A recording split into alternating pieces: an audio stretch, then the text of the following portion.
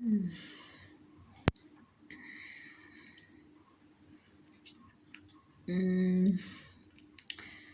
वसंत साठे एक करारी प्रभावशाली व्यक्तिमत्व. तसे वसंत साठे आमचे माझ्या आजीचे भाऊ. माझी आजी लक्ष्मी पुरुषोत्तम साठे आणि माझ्या नानांचं नाव कल्याण चिंतामण पाटणकर.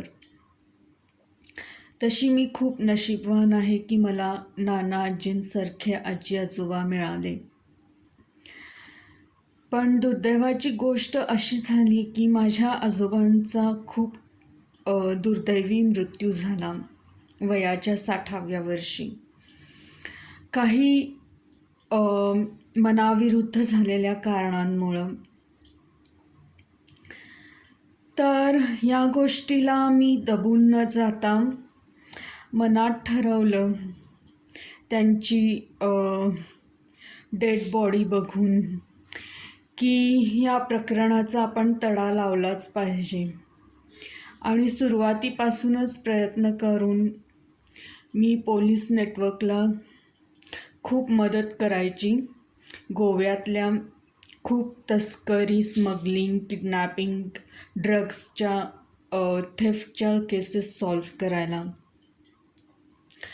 कारण मला आजही आठवतात ते माझे नाना आणि त्यांचा पडलेला बाहेरच्या खोलीतला मृतदेह. बस माझी त्या घरातली एवढीच एक आठवण आहे.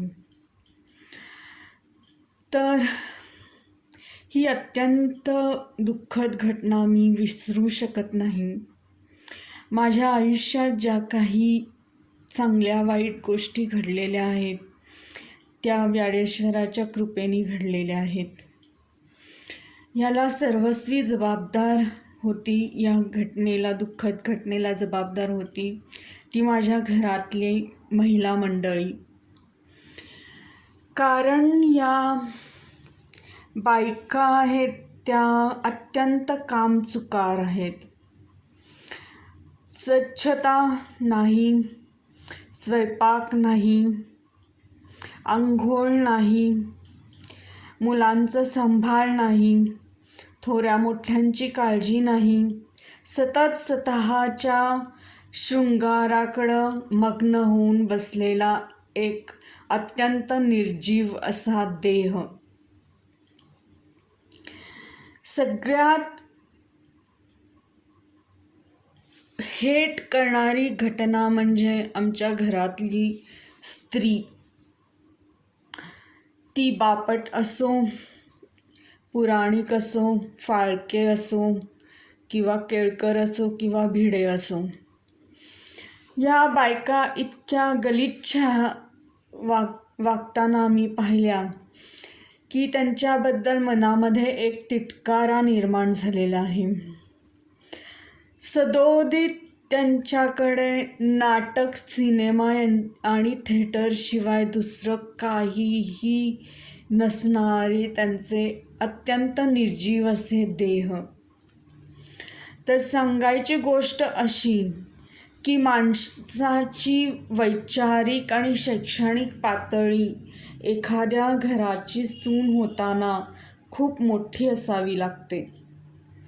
नाहीतर ते घर, ते कुटुंब रसातळाला जायला वेळ नाही लागत. तर प्रत्येक सासऱ्यानी किंवा सासूनी किंवा आई-वडिलांनी आपली मुलगी देताना किंवा घेताना स्वतःचा विचार न करता एखाद्या कुटुंबाचा विचार करावा असं वाटतं.